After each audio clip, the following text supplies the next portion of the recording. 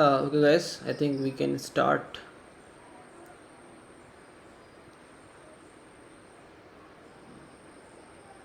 Okay, so in the last session we had, I talked about basically intro to JS, basically what is JavaScript, how it works. We had a bit discussion about how it works, and we will continue our discussion from there on to basically in today's session. But before I start with that, does anyone have any doubt related to anything that we had a discussion in the last session?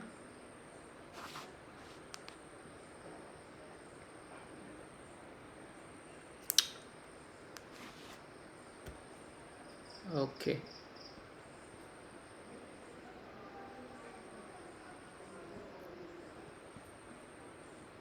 Okay, let's do one thing. Let's get started, right? So before we start discussing about callbacks and event loop, we need to understand basically how JavaScript execute a simple block of code, right? We talked about that JavaScript uses basically interpret the code line by line. By default, it perform the operation synchronously, and then it. Am I not audible?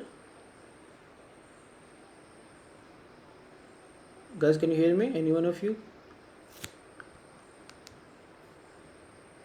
Okay, cool. So let's move forward, right? So before we start discussing about callbacks and event loop, I want to just know that how a simple block of code gets executed by JavaScript, right? What all things goes behind the scene, and how it executes, so that will help us to understand the concept of callback and a bit of event loop. So what we will do is that let me write a simple program, and I might have done a scratch. I will install it from the next, no worries. So what we can do is that let's put a thing called console.log, and I will put a simple log of a here. And after that, what I will do is that I will create a function. I will call print, and I will declare it.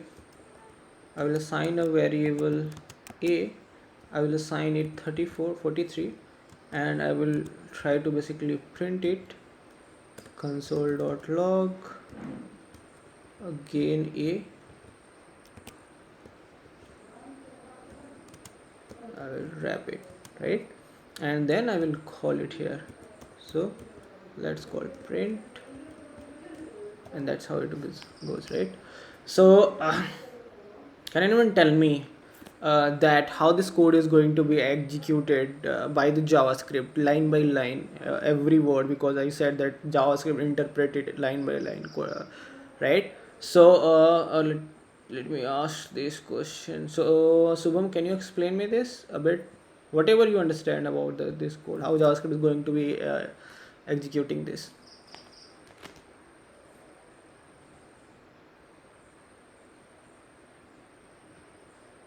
Subham?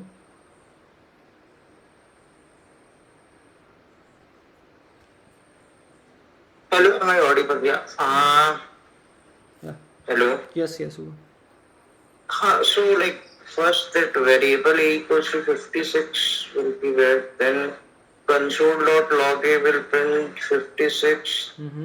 Then function print definition you have given. Maybe I think so hosting will happen. So it will go up. Then print you will do when you print call print then variable local variable it will read Mm-hmm. and it should print 43. So 56 43 maybe. Okay. Okay. ठीक है. uh, that is fine, or okay, that is absolutely fine. Let me interchange it a bit. I want to understand this. So if I do this, then what will be the output?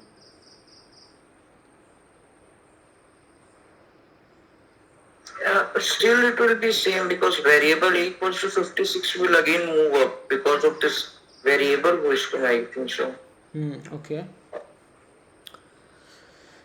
Okay, so let's go and talk about this behind the scene. I just want to I know that I haven't discussed the term called how functions are executed in JavaScript, how what is the concept of hosting, what is the concept of what we call it, scopes and all. But for you, I will explain this block of code and I will explain everything here. I just want to explain this in before I explain the event loop, because you should know how internally it works, so that's why you will be able to understand the concept of event loop better. Okay, so basically what the JavaScript will take is that JavaScript basically scan the code first actually before executing it. So yesterday when I was talking about I actually deleted it, yeah. Yesterday I was talking about that we JavaScript basically execute the code, interpret this code, right, and it basically interpreted line by line, right.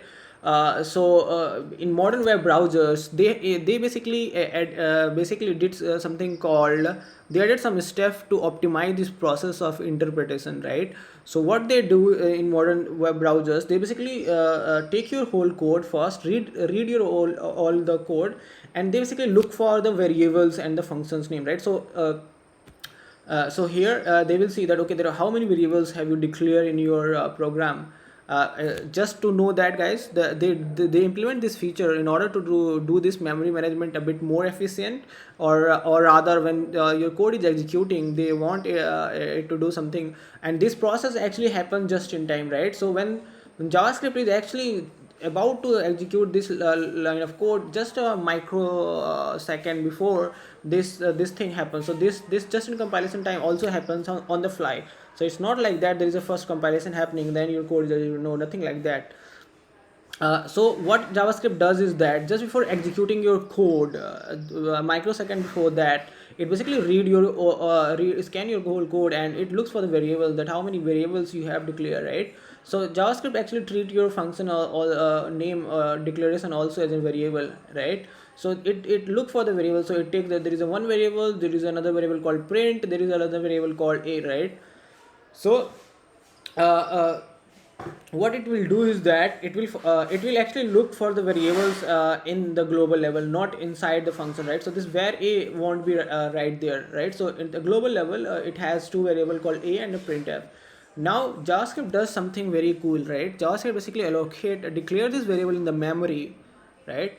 Declare this variable in a memory and allocate put a value called undefined, right. So for variable they declare put the value called undefined. For the functions they actually put the whole line of code, so that they know when you are calling this function, And then that time actually JavaScript has also an idea that there is a variable which is declared inside of this function code, right? So they will supply, they will basically put your all the function code right before that, right? When they are declaring it, right? So that's why if I execute this particular piece of code, actually you will you will get the output as undefined, right? And this happens because just before executing this line of code, JavaScript already knows that there is a variable called a that is present, but actually its value it doesn't assign it. It basically by default it assign a value called undefined, right? So when you're executing this line of code, even though your variable initialization doesn't take place, but still you can, this won't throw an error because JavaScript knows that there is already a variable a whose value is undefined as of now, right? So it will print a value called undefined. And this concept, the concept of this actually led to something called hosting, right? So we basically call this whole process of hosting, but you should know that what is causing this variable hosting or the function hosting behind the scene, what property of JavaScript, right? Technical property, what property of JavaScript is causing hosting. You know the technical term of this is called hosting, but you should know deep down that what is causing hosting, right? So this happened behind the scene, and okay, so after going through this code, here initialization happens, and here the value of a will be initialized to 56 from the undefined value, right? So I wanted to talk about this. So let's go and actually do one thing, that how JavaScript is executing this code, right? So as you might be familiar that from the other programming language, whenever you want to execute something, JavaScript also use something called a stack, right? So it basically it start putting the stuff in the stack, and whenever there is anything that comes into the stack, it start executing that, right? So the name of this stack is actually, we call it as a call stack, right? So call stack. So if you are familiar with Java, you might be familiar that the first function that got executed by pushed into the stack is basically main, right? Here here basically JavaScript basically create a global execution context, right? So everything that gets executed in JavaScript, every line of code or every block of code, there is a context related to that, right? So JavaScript it has to know, basically need to know that at in which context you are executing this block of code, right? So by default, the code that you have written here at global level, it belongs to a global execution context, right? So it will create something called global execution context, right? So the name of this, you can say that global execution context, and this context actually contains some information, right? So it will have some information, right? So it will have first a memory, right? Every context have their own memory, right? So there is a memory, there is all the data, right? So in memory there will be all the data, and it has something called this keyword. We will talk about this keyword in the further session. And then it has something called outer context reference,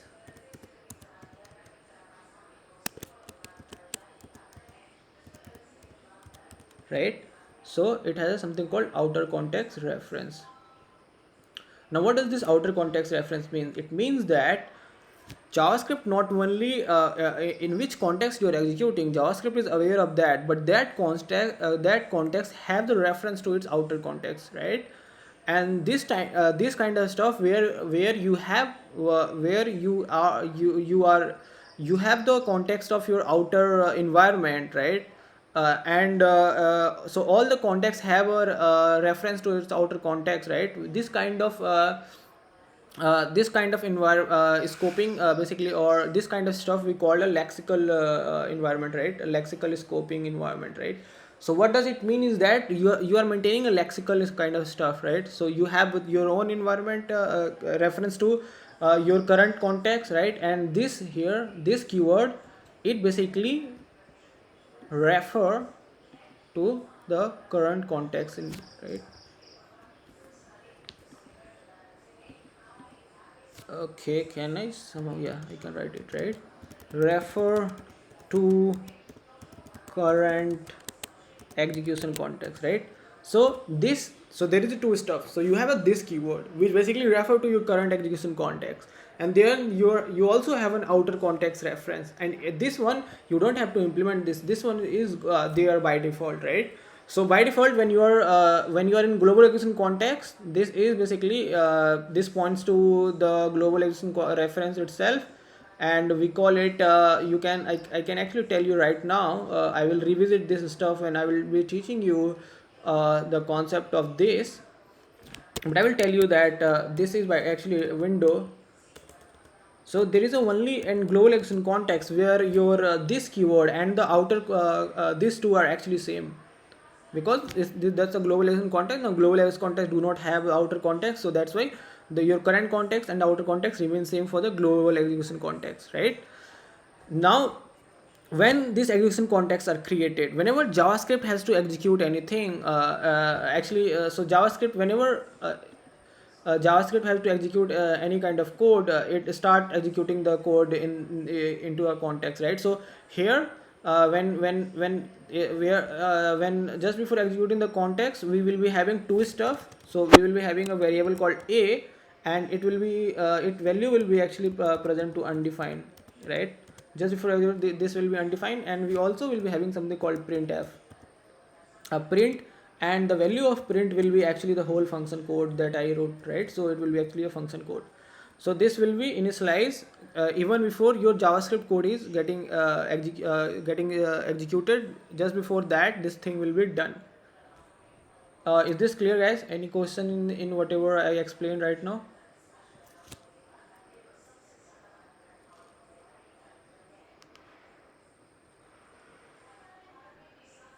Okay. Okay, great. So ठीक है. So when your JavaScript code get start executing, so here it will say that okay, I need to log something. So it will call a log and it will print this stuff. It will initialize the value of 56. A value will be replaced to 56, and then it will see that there is a function which already it knows that. Now here, when you call a function, JavaScript actually treat function a bit different way, right? So JavaScript will do one thing. JavaScript will say that okay, man, you're calling a function. Let me create a. So in JavaScript, whenever you call a function, JavaScript actually create a function execution context, right? So JavaScript will create a new execution context, right? So JavaScript will create a new execution context, and inside this context, it will actually store the first memory in memory and the data. So here it will say that let me create a memory. So it will have its own memory, and it will have some data. So here inside the data, it will create a variable, and it will assign the variable to 43, and then it will be having a reference to this, which will be pointed to its current execution context, and it will be actually having an outer environment, outer context reference. I can say that EC is a execution context, and here your function context will be having an outer context to this, right? Primarily to this keyword actually, right? So it will have the outer reference to this, right? Now this is important. This reference is very important. Why this is important? That if there is any time when you are actually accessing something, right? So what I want to talk about is that if I won't have declared this variable a inside of it here, right? Let me actually go and edit that.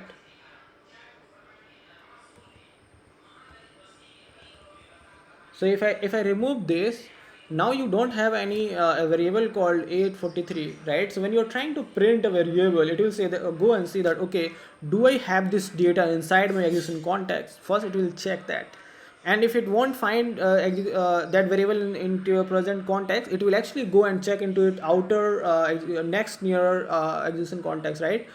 Means outer execution context, right? And here the outer execution context for FEC is the GEC, that is global execution context, and it will go and check say that hey man, do you have a variable called a? It will go and say that yes, I have a. And remember, before calling this function, we already have actually replaced the value from of a from undefined to 53. So it will actually go and read the value, and this will it will print a value called 56, right? The reason why it again printed 56 is because it knows that we have already executed it, right? So I will just,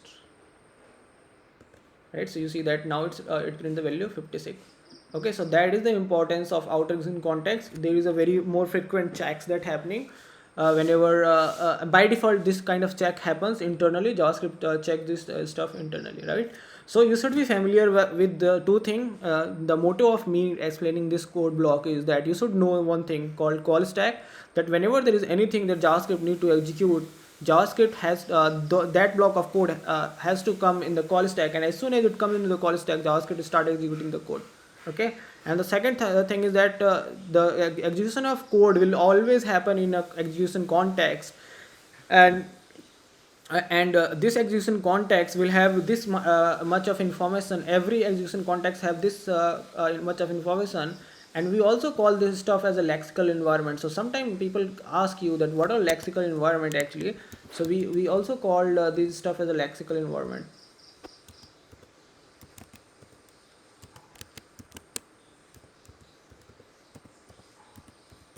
Okay, so we call this as a lexical environment. So you should be aware of the fact that what are lexical environment and how they are related to where they fit into your whole JavaScript world.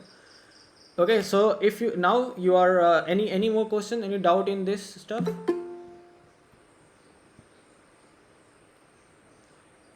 किसी को doubt है इसमें, किसी इस पूरे structure में कुछ भी?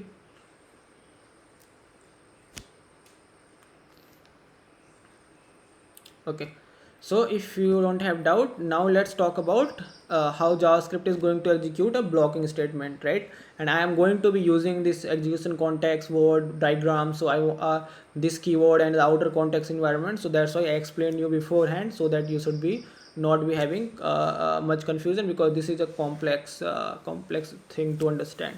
Okay, now while in the last session we were discussing about that JavaScript is synchronous single-threaded language, and when I say that how they execute this code blocking statement, I somehow told you the example of something called promises or the callback.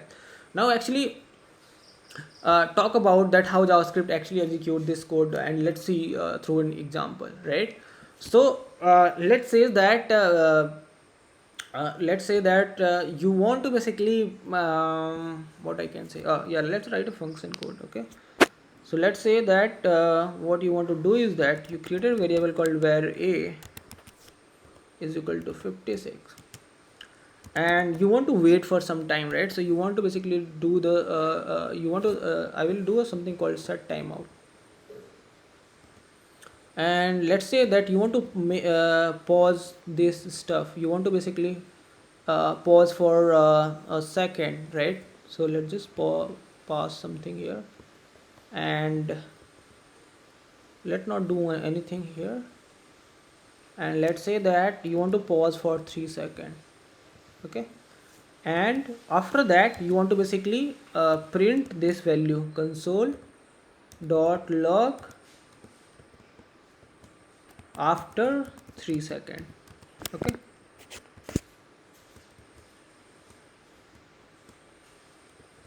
right? So set timeout, what set timeout does basically, set timeout basically start a timer of 3 seconds, and whatever it basically behave like the stuff that it pauses your execution context for pauses your execution for 3 seconds. In normal in our general world it should behave like that, but actually it doesn't behave like this. We will see that why it doesn't, right? But what I want to do is that in general term I want to wait for 3 seconds here, right? So I want to do is that I want to wait for 3 seconds. Okay, I actually can't write this block of code like this, right? So I want to wait for 3 seconds here, and then after 3 seconds I want to print a console log saying that hey, I after 3 seconds, right? So I want to do this very small task. Okay, so can anyone tell me what is the going to be the output here? Actually, let me ask only. So let me ask this to Akshay. Akshay, if I run this code, what do you think is going to be the answer?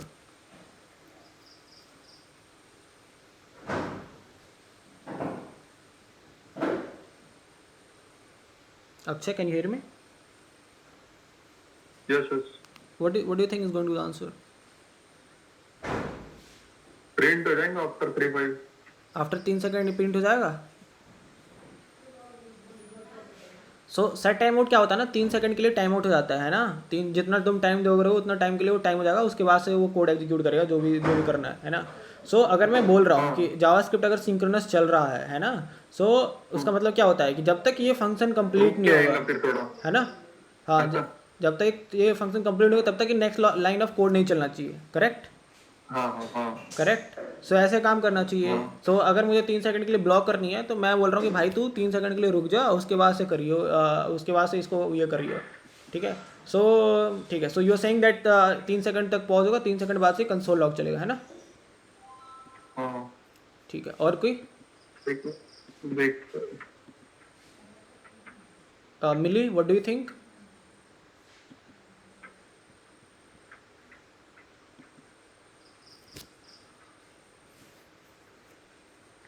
Will print immediately and why so? without waiting. Um, not exactly sure. Well, Okay, let's try it.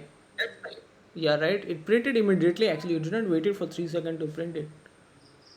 So can anyone explain me why this is going like that? JavaScript is going crazy. I mean, why it is going behaving?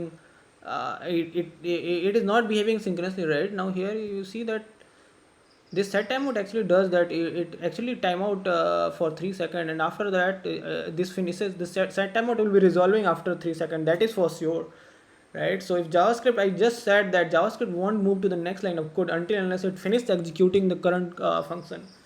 Here it is nothing like that, right? So how this thing is happening? I mean, it is printing complete instance. Anyone have answer? Any answer or any thought using a common anything, any random guess will also work.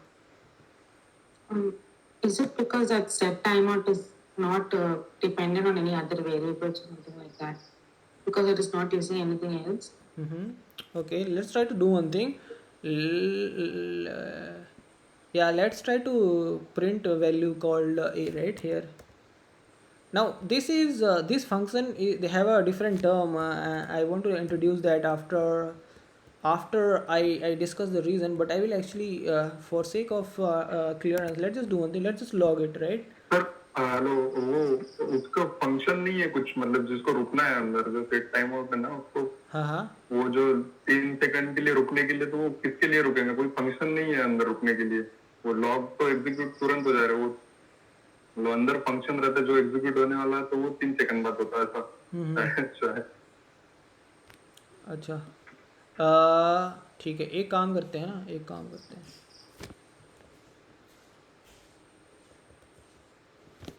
Let's try this. I think this should work. Yeah.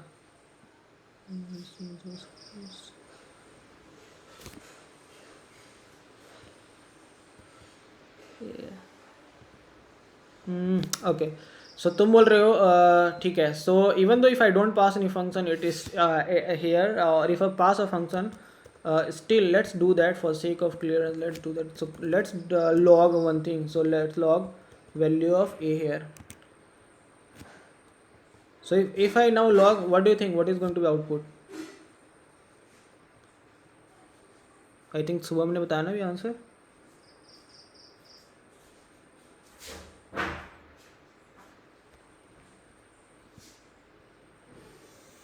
Shubham,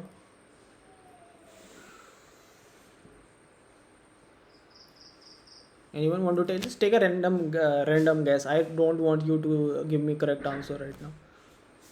Actually, first console got log that after 3 seconds it print first. Then after 3 seconds, so that a value will be printed. Okay. So why it is behaving like that? Why JavaScript is not behaving synchronously here? Is it violating the synchronous behavior? Yeah, it is. It is acting like it's asynchronous. Okay, and why so? Any idea? I'm not sure. Okay, cool. So it will actually print after 3 seconds, and after 3 seconds it will print a value called a. Okay, so let's yeah, it printed. Okay, now let's understand how this is actually executing behind the scene. Okay, why this set timeout? Is it does JavaScript is behaving very violating the concept of asynchronous synchronously? No, actually it doesn't. Okay, so this is one of those scenario where you want to basically do something. I really want that this console.log should print actually after 3 seconds. I do not want it to get printed instantly, right? And if I'm writing this line of code here like that, it gets printed instantly, right? So what we are mimicking is that a normal world scenario where a particular function will take some time, right? Just like fetching a data from the API, it will take some time, and I want to print that, I want to log the data. So if I will log the data like this, it will be actually get executed before the function before the actual function gets resolved, right? So what JavaScript does is that JavaScript whenever JavaScript see the any function which is basically need to be executed asynchronously, or which is kind of a blocking function, right? It blocks your it basically will take some time and then it will resolve, right? So that means is that if you are going to execute the function, it will actually block you for some time, right? So if you want to JavaScript see that those kind of function, it actually perform the operation, handles the asynchronous operation in a bit different way. Okay, so this set timeout is actually not a JavaScript function. So this isn't this is a function available in a web browser, right? So this function is actually provided by us through a web browser. It's not a JavaScript own function. And what it does is that whenever you call this set timeout, or even the set interval or a set immediate, it actually start a timer for you. Okay, now let's go here and understand that how things are actually executing here, and we will understand through a diagram of the call stack itself.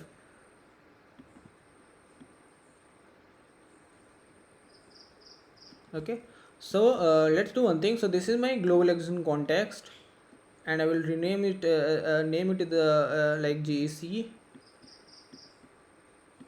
And in my global execution context, I have a variable called a, right? So I have a variable called a. Okay, and the value will be whatever it is. Let's not go there. It will actually declare so we have another function called set timeout, right? Whenever you call a set timeout, okay, it will basically call an web API. So this one is actually happening in the global execution context itself, right? And it will actually not create a functionalization context here. It will call an web API, right? So we have a actually, so in so this code is actually running in web browser, right? So let me actually first tell you that web browsers already have some functions provide which are present in the web, right? And your JavaScript can use those functions, right? So one such function is set timeout, or all these timers. There is another API called fetch. There is another API called file fs, file read write functions are there. Those are provided by the web browsers, right? Now these are not part of JS. These are a part of the web browsers. Now if your JS code want to execute any of this function, they can actually direct call them. Now when your JavaScript engine your JavaScript called set timeout, this set timeout will basically call an API, and it will start a timer for you. So it will start a timer for you. Start a timer for you. Okay, and this timer is actually the number of milliseconds that you want to pause for, and it will start and count, and the timer will go keep going down. Okay, and now as soon as this set timer call, JavaScript work is actually done here. JavaScript will immediately move to the next line of code. Okay, JavaScript will immediately move to the next line of code like after 3 seconds. Okay, that's why our code of this is getting executed before it is not waiting for it to resolve completely, right? So if it would have waited for 3 seconds, then this log would have come after 3 seconds. Okay, so this is the scene here, right? Now what if you really want to do a work after 3 seconds? Now I want this stuff, right? So most of the time what you want to do is that you call some function, and that function is a blocking statement, right? And you want to do some work only and only after that function get executed, right? Suppose logging the data of that or creating something. So where do you put it, right? So in JavaScript, so what you want to do is that you want to perform some kind of asynchronous task here. You want to mimic the asynchronous behavior, right? You want to you know that you want to run a function that is going to take some time, and you want that once that function is completed, I want to do something, right? Now basically you want to perform some operation, but not only when your blocking statement is resolved, right? So you cannot actually write here in the next line of code here like that, right? So how JavaScript handles asynchronous task, right? So you want to perform the your suppose that you want to log the data out of it, so or even the fact that I want to log something called after 3 seconds. I want to execute this function asynchronously, not synchronously, because if I will perform this synchronously, it is going to be called just after just after this stuff instantly, not after 3 seconds, right? So I want this function to be executed just after 3 seconds, right? So JavaScript say that okay, if you want to perform some task asynchronously, you can do this thing three ways in JavaScript, and one of the way is through the callback functions, right? So what are callback functions? So callback functions are basically functions, right, which contains the code, the task that you want to perform asynchronously, and what you do is that you wrap that task inside a function, and you pass that function as an argument to your blocking function. I will repeat it again. Here my blocking function is set timeout, right? So if I want to perform a console log after 3 seconds, if I want to execute this line of code, I will basically wrap this line of code in a function, and I will pass that function as an argument to my blocking function, okay? And then JavaScript will basically say that okay, I will take that function, and I know that you want to execute the function after your task is over, right? After you actually finish waiting for 3 seconds, and I will execute it actually the way that you want to basically execute. But it basically do this process very beautifully, okay? So first let's do one thing. If I really want to execute this line after 3 seconds, I can't do this, right? This won't work. What I will do is that I will create a function, right? So when I'm doing this, actually I'm creating a function, right? So this is called in JavaScript we can actually do one thing. We can write or we can actually write this is called an anonymous arrow functions, right? So this is a syntax. So I am basically passing a function as an argument. Remember, this is a set time function. The first argument it take is a function, right? A caller function. So now this function will be executed only and only after this set timeout is resolved, and this set timeout will be resolved after 3 seconds, right? Now if I write this line of code like here,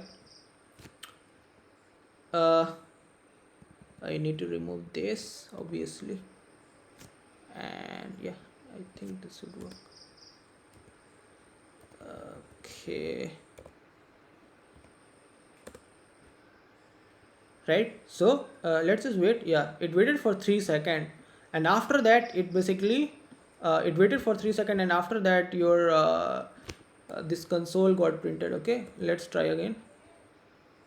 This is an ID actually. Yeah, if you have gone through the lecture, set timeout actually return an ID, right? So this actually returns an ID, and this now what is it is printing me 3 seconds. So now this is correct. I wanted to log this. I want to execute this function after 3 seconds, and actually it is executing after 3 seconds, right? So what I did was that I wrapped my logic of whatever I want to do inside a function, and I pass that function as an argument to the set timeout, right? So these functions are called callback functions. Remember that this concept is asked quite a lot in the interviews, and it's pretty sometimes people get confused that what are callback function. In layman term, We call this a this is all about a callback function, right?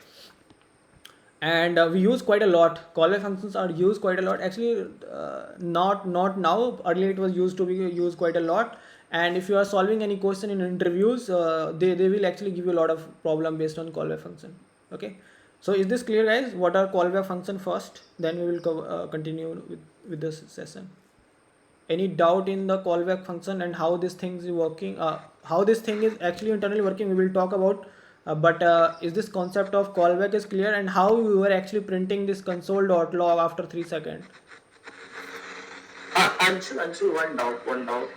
So if the requirement is like that, so here you are putting that console.log inside that set timeout. And if suppose like in the next line we are writing something like some console.log hello, console.log world. So first hello world will be printed, then after 3 seconds will be printed. Yeah. So if my requirement is like this, that in between you have to stop.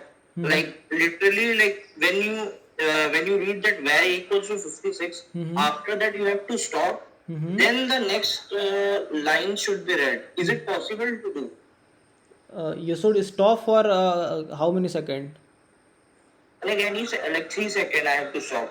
Yeah, and you want to stop, and you want to basically and what you want to do after that? Do you want to do anything, or you just want to be stopped? So what we were facing, that the problem was that message we were printing, which console.log after 3 seconds, it was printing immediately. Yeah. So so what I want is, like, after var a equals to 56, I want a stop of 3 seconds, and then after that the rest of the line should be read. Like whatever, like suppose like 100 lines of code is there. No. At second line I want to stop for 3 seconds. Yeah. Then the other line should print. Is it possible? It is possible, but using the concept of async and await that we will discuss in the future session. But you cannot actually or through the promises, but you cannot actually do it like this way. You cannot write it. If you write any line of code here, it is going to be executed. Even the promises is a different concept that actually uses behave as a callback. But if you actually want to stop for 3 seconds and then want to execute the next line of code, it's gonna never happen in JavaScript. Oh, okay. Yeah, JavaScript never wait. Actually, the main thread never wait until unless you write some code which is taking some time, forever time to execute. That is a different concept. But if there is nothing in the call stack and you want to wait, or if there is already something in the call stack, this line of code is already there in the global execution context, and you want to wait for 3 seconds or even for 1 microsecond, it won't wait actually. Got it. Yeah.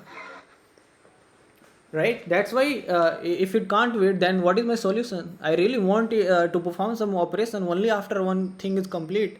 So the solution for is that wrap your logic into a function, pass that function as an argument to that blocking function, and then you can actually do your work, right? That what we did. We said that okay, I really want to execute this function after 3 seconds, so I have to wrap that inside a function and pass it like this, right? So that's how it works, right? So this is one stuff. You should be pretty much clear that actually JavaScript call stack you can never make it wait, right? It will execute as soon as anything comes up. It will execute as it comes. Yeah, there is one scenario there where there is nothing in your call stack and you are using something called async and await. In that case, you can feel you can get a behavior that it is actually waiting for you. But that's another problem, another edge case. That's why it is waiting for you, but generally it doesn't wait. So we'll talk about the concept of async and await in the further session. But right now, your answer should be clear that it doesn't wait. Okay. Any more questions? This is important, guys, because this is one of the very key fundamental of JavaScript. If you understand this, you understand a lot of stuff that JavaScript does. If you fail to understand this, you will be finding a really hell lot of time understanding, finding the solution, output based problem solution very, very difficult. Okay, now let's understand that how internally it is doing, right? So how internally when JavaScript actually executing this line of code, and how internally things are happening, right? What magic is going on behind the scene. It's important to know that, because this is a very favorite question of the interviewer in the interviews. So I just said that it called for a timer, right? Now, whenever you call a set timeout, we know that this is going to be, this is a blocking statement, because obviously you are timing out. So it actually it accept first argument as a caller function, right? So say it already is predefined that if you want to do some kind of if you want to do something after 3 seconds, what you can do is that you can provide as a callback function, right? So when you call a set timeout, you provide a callback function called, let's call it as an f1, right? F1. Now JavaScript actually called this set timeout function, and it moved to the next line of code, right? So it moved to the next line of code, and it printed this, found that there is a console.log, and it found this, right? Now there is nothing into your call stack. Now behind the scene, when you set timeout call, this set timeout function was picked up by the web browser. It start a timer for you, and it start a timer of 3 second, actually 3 second, yeah. And the timer is going down. Now after 3 second, you're saying that, man, if I want to execute this f1 after 3 second. Now as soon as the 3 second is done, does it directly go and put this function into your call stack? Because we know that the call stack doesn't wait for anything. As soon as anything comes, call stack will execute it, right? Right. So if I directly put this after 3 seconds, if I directly put this f1 function here, can anyone tell me what is the problem that can be arising with this approach? Any no, guess, or anything will work? So what I was saying, that just after this 3 second gets completed, I will basically take this f1 and I will directly insert it into, I will directly execute this by putting inside the call stack, right? So I will basically put a f1. I'm really sorry for that. So I will directly basically call the f1 like this, right? So when you call this, the console.log will appear. Now what is the problem with this approach? Can anyone tell me? Any guesses?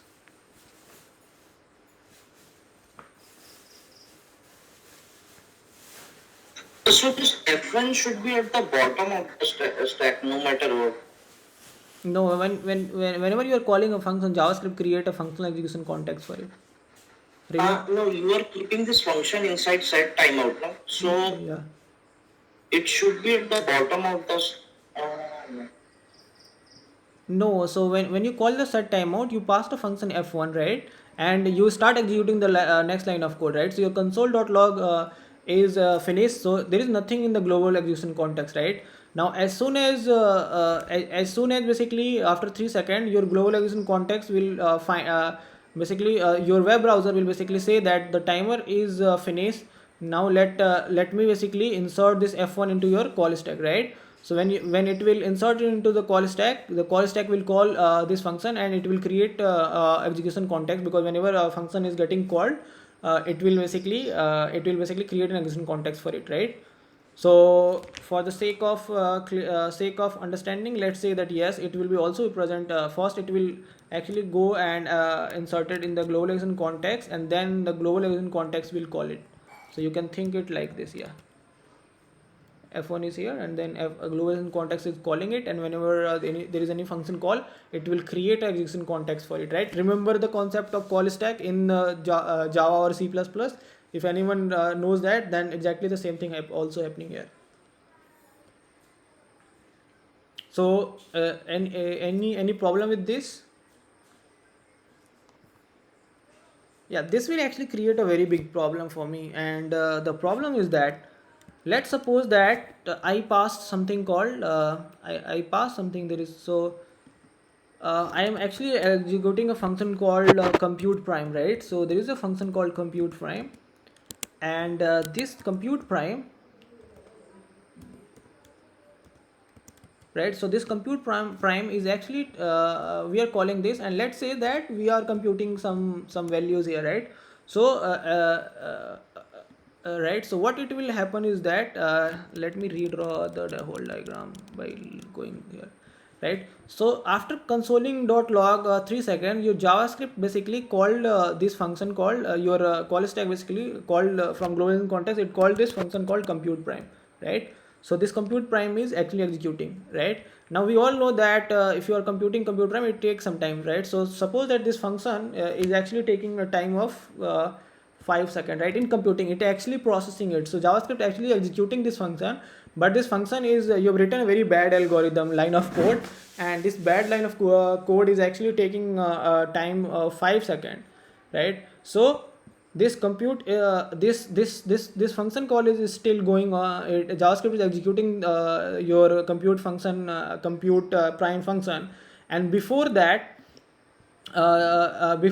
this gets resolved, and it gets appended into your call stack. Now your JavaScript main thread is busy computing running this function, and you are again basically directly inserting this function into the call stack. Now JavaScript main thread will be confusing that what to do I stop running this function, or do I start running this function, because at one time I can only run one function, right? So this will create a hell lot of problem, and this is a one scenario.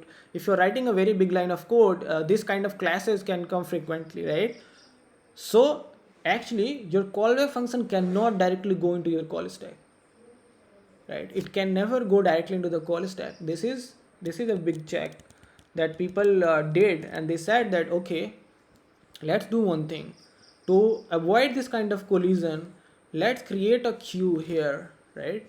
Let's create a queue, and as soon as your timer gets stopped and it's time for callback to execute, let's add this function into the queue, right? F1. And what we will do is that we will actually check that is there anything inside my call stack. So is my call stack empty or not, right? So here if you go and check, you will find that no, your call stack is not empty. Your call stack is actually running your compute prime function, right? So it will actually ask, it will actually go and ask to call stack, hey call stack, are you empty? It will check that call stack is empty or not. It will find that call stack is not empty. It will say that okay, and suppose it took 5 seconds to execute this function, and 5 seconds after this cp get resolved, and it got popped out from the stack, and there is nothing now in the stack, right? So the globalization context execution is empty, done, right? So now the moment F1 this queue will ask to your call stack that are you empty, it will say that yes I am empty, and then when it say yes, it will pop this F1 from the queue and add it into the globalization context and call it, right? And then it will basically F1 will be called, and your console.log 3000 will be resolved. This function will be called, right? So that's why actually it never got directly included in the your call stack. It first gets added into the queue, right? And then your queue is actually constantly asking your call stack that hey man, are you empty or not, are you empty or not, right? So what was your what you wanted to do, what was your task? Your task was to basically do a console.log after 3 seconds, right? Which you did actually, but you wanted to do once your set timeout is finished, right? So once your F1 is actually when your F1 is getting and it got finished only when your F1 got into your stack and got executed, then only you will see a console.log happening, right? When the function is actually executed, right?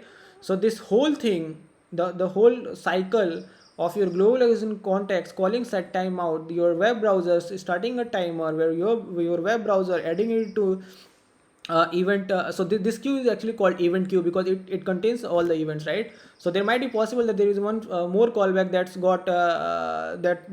got finished, right? So it will actually but it finished after F1, so it will be added here F2 like this, and it will only be added into the call stack after F1 is completed, right? So you have to remember this stuff. And then so this whole cycle is called event loop, right? So this whole cycle is called event loop, right? So your single event of set timeout, it actually got completed once the callback that is the that is the console.log of 3 second got into the global execution context and got executed when your f1 got executed, right? That's why this whole loop is called callback event loop. This is very important. And you should remember that these events only will be getting popped out from the event queue and added to the call stack when call stack is empty, right? So that's how your callback work, and that's how your callbacks are executed, right? So you wanted to basically print a console.log after 3 seconds. You basically made it a callback, you put it into the set timeout.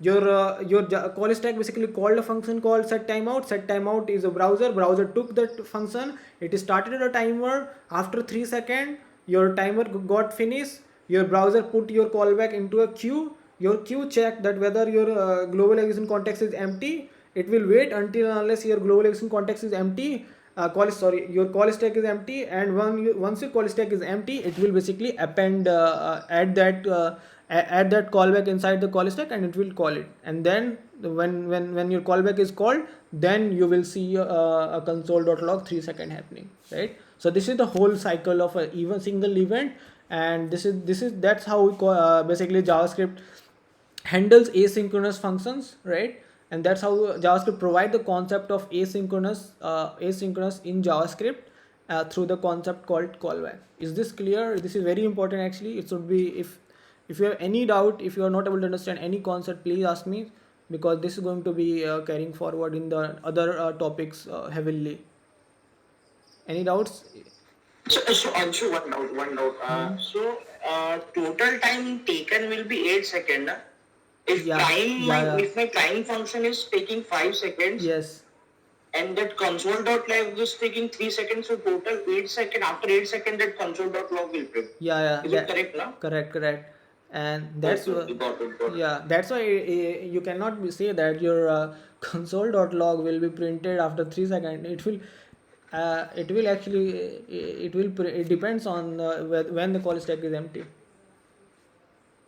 right? So let's do one thing. Let's do a very interesting stuff also. I can actually copy this.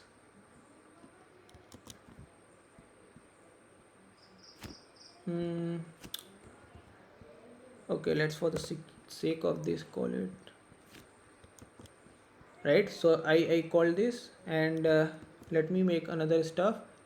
I want to this. I want to show this stuff, right? And here let's pass this. So what is the output now, guys? Can you tell me?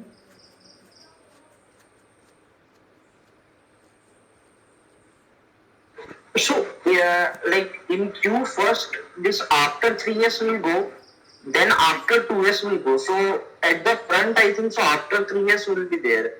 So, it will get dequeued, and then that will go to the stack. So, 3s and then 2s, I guess. Okay, Akshay, what do you think?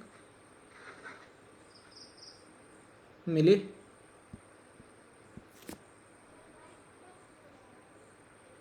First that 2 second might print, and then soon after that 3 seconds will print. Why?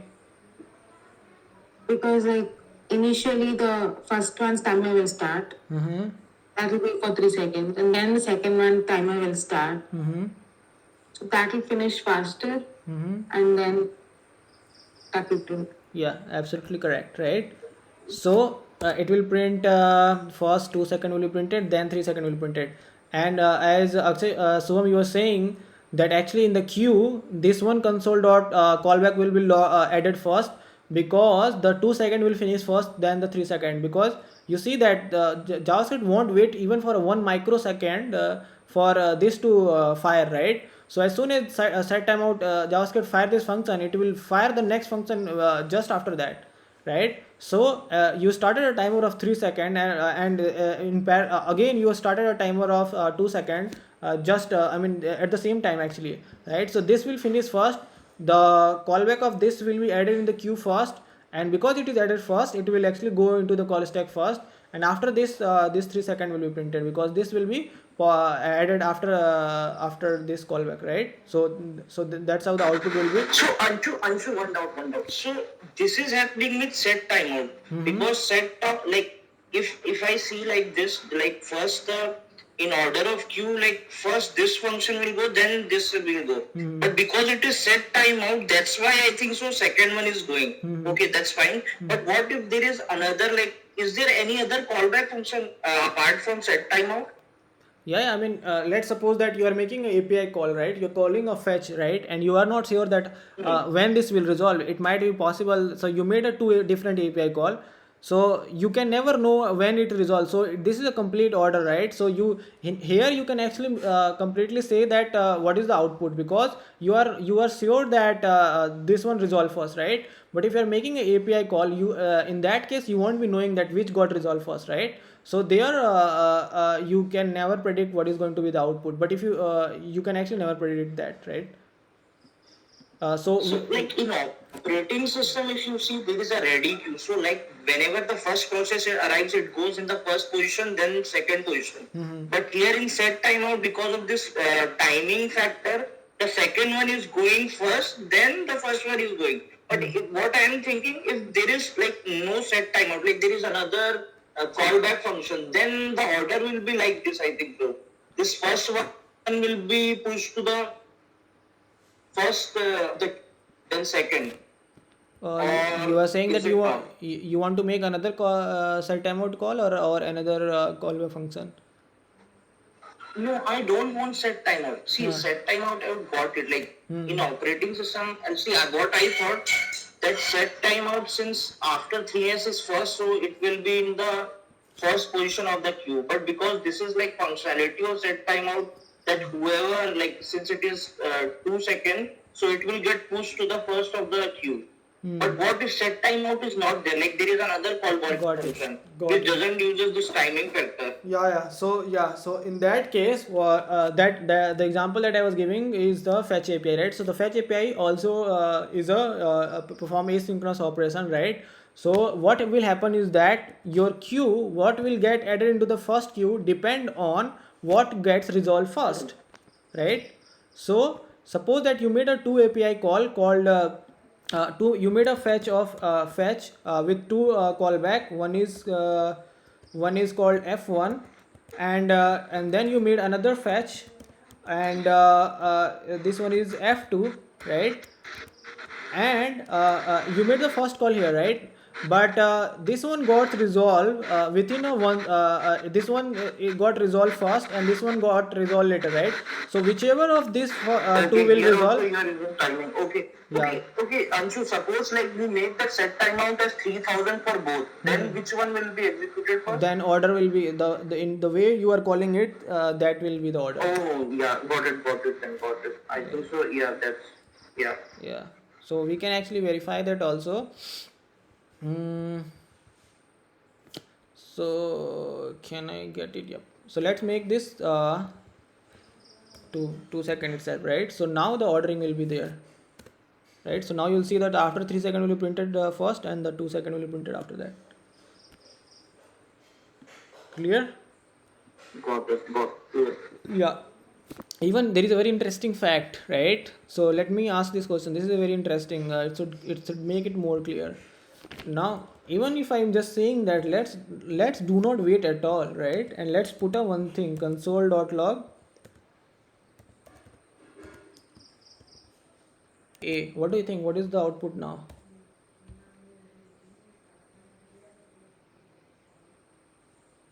Subham, what is the output now? So 56 will be printed, then 3S. Yes. Why so?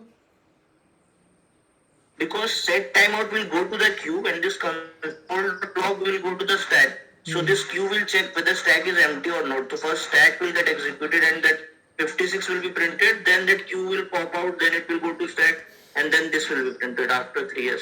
Absolutely correct. Yeah, that's how it happens. Now the final question, and this is one of the very famous interview question. And trust me, a lot of people fail to answer this. Let me see that did you guys understood the whole concept of event loop correctly or not, right? So let's say that I make a variable called flag. I will make it true, and then what I will do is that I will call a function set timeout, and I will just pass on callback here. Yeah. And inside this, what I will do is that I will set the flag to false.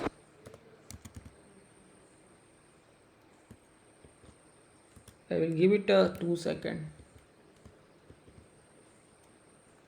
and after this I will do one thing, while flag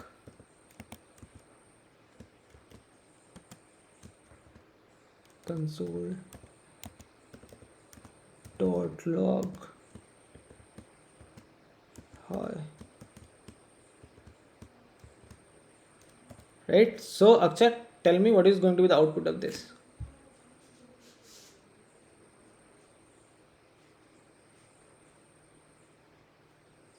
error होगा क्या? नहीं, error तो नहीं होगा. Syntax error कुछ बता दो, मैं सही कर लूंगा. एरर तो नहीं होगा, क्योंकि जब ये वाइल फ्लैग एग्जीक्यूट होगा तो फ्लैग मांगेगा, बट अच्छा फ्लैग अच्छा ग्लोबल में भी है क्या? ओके ट्रू वाला होगा फिर तो. हाँ फिर आई आएगा. Akshay, are you there? Akshay answer ही कर दो ना, गलत सही दे दो, क्या दिक्कत जाएगी. समझ लेंगे. अरे चार्जर लगाने गया था मैं, कोई बात नहीं. देखा ही नहीं क्वेश्चन. ये क्वेश्चन है अक्षय, समझ में आया ना? मतलब अभी जो डिस्कस किए तो वो सुन रहे थे तुम ध्यान से? हाँ तो ये बताओ. सुन रहा था वो तो अपन क्या कर रहे हैं ना, मैं बताता हूँ कि एक फ्लैग सेट किया, उसको मैंने ट्रू सेट कर दिया, सेट टाइम आउट लगा दिया, उसमें मैं फॉल्स कर दे रहा हूँ, फिर मैं एक वाइल लूप कर रहा हूँ, उसमें हाई प्रिंट कर रहा हूँ जब तक फ्लैग ट्रू होगा. तो कब तक ये वाइल लूप चलेगा ये बताओ मुझे पहले. तो यही क्वेश्चन है. तो हमेशा ट्रू रहेगा, मतलब ये तो इनफाइनाइट लूप है. अक्षय, सागर बोल रहा है इनफाइनाइट जाएगा. ना. सागर बोल रहा है इनफाइनाइट जाएगा. ये एरर देखना चाहिए,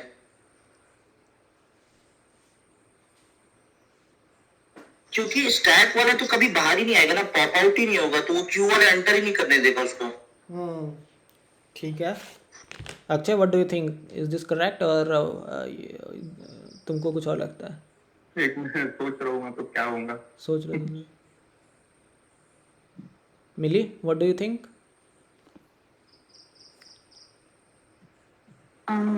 For 2 seconds, I will print it, then reprint. So it will be flag will be set to false after 2 seconds. Okay, so you're saying 2 second तक हाई प्रिंट होगा. Yeah. ओके, ठीक है. उज्जवल, आपको क्या लगता है?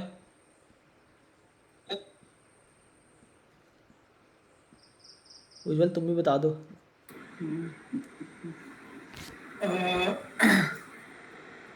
Actually, no idea. Thinking. कोई बात. ठीक है,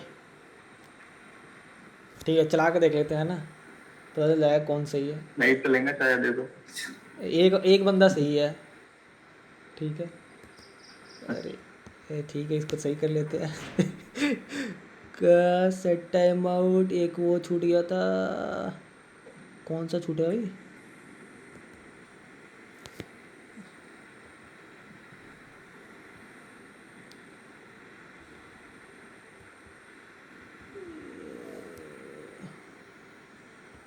ये 2 मिनट रुक जाते हैं. 2 सेकंड तो हो गया मेरे ख्याल से. तो किसका आंसर सही लग रहा है? मेरा सही है. हाँ, so शुभम का आंसर सही है. ये इनफाइनाइट लूप चला जाएगा. Now why infinite loop, Shubham बताओ. In fact this is very interesting. It will actually block me for any refresh, page refresh, because main thread is busy.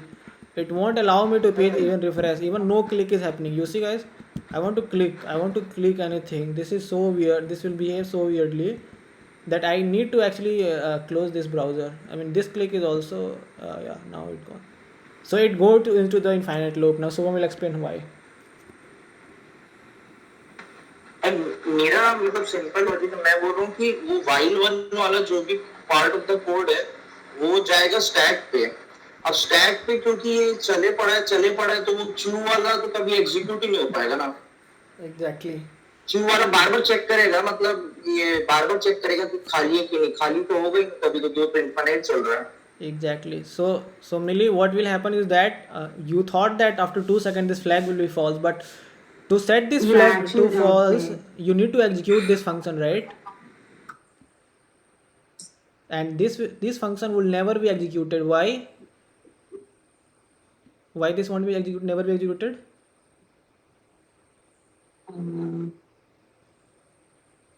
Think about, Millie, why it won't be. It will never be executed. It's very simple if you understood the concept of event loop.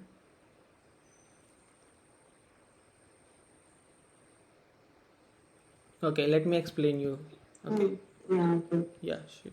So let me explain you, right? So this is so messed. I will make another. Let me write and explain here. So you will got a set timeout, and so as soon as you call a set timeout, your browser will call this web API, and this your web API will be basically it will start a timer for you, and the timer of 2 second 2 second will be started, right? Now your JavaScript, as soon as JavaScript call the set timeout, it will actually go on the next line of code, and it will get into this loop, right? So it will start executing this loop called while flag. It will go and check the flag is true, and it will basically it will basically start executing it. Right now, how while loop works, we know that, right? On every iteration it checks the value of flag, and it execute this, right? Now it is doing that, right? After 2 second, your callbacks got resolved, and it got it into the queue, right? Now it got it into queue. It will ask to the call stack, hey, are you empty? But It's here, empty. It's yeah, never empty. the call stack will never say that I am empty. And Yeah, because the while loop is executed continuously. yeah, Correct. and this callback, which job was to basically set the flag to false, this man will never this function will never got a chance to get into the call stack. If this function get into the call stack, our loop will break. That is for sure. But it will never enter, and this loop is this will go into the infinite loop, right? So this is a very interesting and very not very common, yeah, but this is question is very asked frequently to judge the concept of event loop, and you really need to be pretty crystal clear to answer this. Okay, guys, I think that's it. Even if I make this 0, it will still be the same.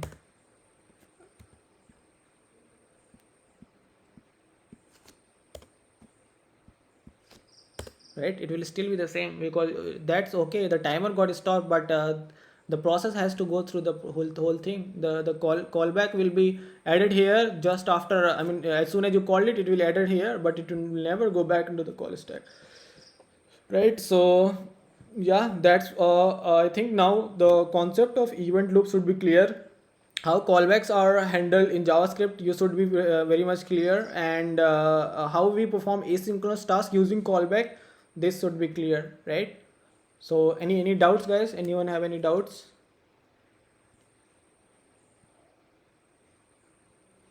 Cool. So if you don't have, we can wrap up today's session. In the next session, we will talk about we will see what I want to discuss. Maybe scopes, and we can talk about this keyword before moving forward to promises and async await. So there is a two more way JavaScript and perform this async operation, and those are called promise and async await. You should be aware of those. We will be discussing these both these topics in one session.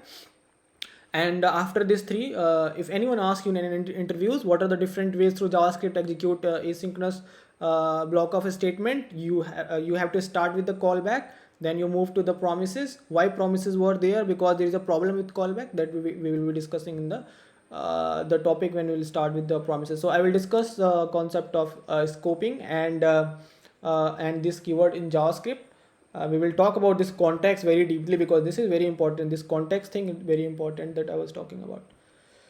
Okay, guys, then thank you for joining the session. See you guys in the next. I will let's take a screenshot so that I know who all attended. Let me screenshot it. Yeah. Okay, guys, thank you. Bye. Have a good night.